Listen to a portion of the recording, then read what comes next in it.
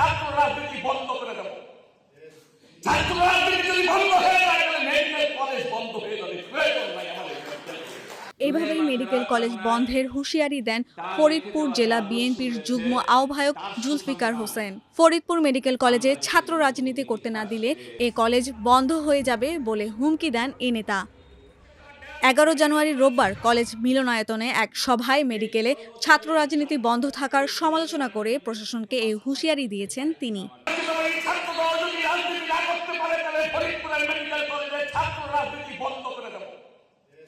ছাত্র রাজনীতি যদি বন্ধ হয়ে যায় তাহলে মেডিকেল কলেজ বন্ধ হয়ে যাবে। প্রয়োজন নাই আমাদের। উৎখাত হয়ে গেছে, হাসিনা দেশ থেকে ভাত না খেয়ে পালিয়ে গিয়েছে।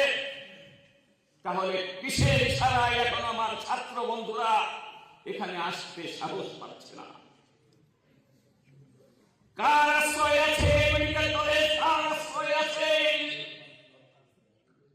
কারা করে হুমকি দিচ্ছে? কারা কাদের ধমকি দিচ্ছে?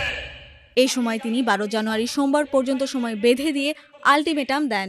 দাবি মানা না হলে মেডিকেল প্রশাসনকে কঠিন পরিস্থিতির মুখে পড়তে হবে বলেও মন্তব্য করেন তিনি। 12 তারিখ পর্যন্ত আমরা দেখতে চাই 12 তারিখের পরে যদি আমাদেরকে সশরীরে এখানে উপস্থিত হয়ে এখানে স্বাভাবিক রাজনীতির চর্চা না করতে দেওয়া হয় তাহলে কিন্তু ভয়ানক পরিস্থিতি হবে। ছাত্র রাজনীতি যদি বন্ধ হয়ে যায় তাহলে মেডিকেল কলেজ বন্ধ হয়ে যাবে। প্রয়োজন নাই আমাদের। মেডিকেল কলেজে রাজাকারের আশীর্বাদে রাজনীতি হবে আর মুক্তিযুদ্ধের সেক্টর কমান্ডার সংগঠন জাতীয়তাবাদী ছাত্রদল মেডিকেল কলেজে রাজনীতি করতে পারবে না। এটা হইতে দেব না। প্রয়োজনে বিএনপি রাজনীতি ছেড়ে আবার ছাত্র দলে যোগ দেব। রোববার সাবেক প্রধানমন্ত্রী খালেদা জিয়ার রুহের মাগফিরাত কামনায় দোয়া মাহফিল ও আলোচনা সভার আয়োজন করে ডক্টরস অ্যাসোসিয়েশন অব বাংলাদেশ ড্যাবের ফরিদপুর মেডিকেল কলেজ শাখা।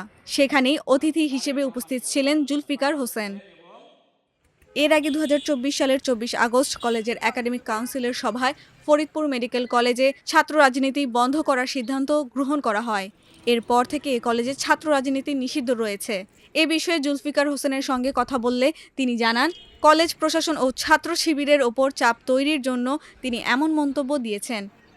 তার দাবি, আওয়ামী লীগ সরকারের সময় থেকেই ফরিদপুর মেডিকেলে শিবির সক্রিয় রয়েছে। সে কারণেই ছাত্রদল ক্যাম্পাসে কার্যক্রম চালাতে পারছে না।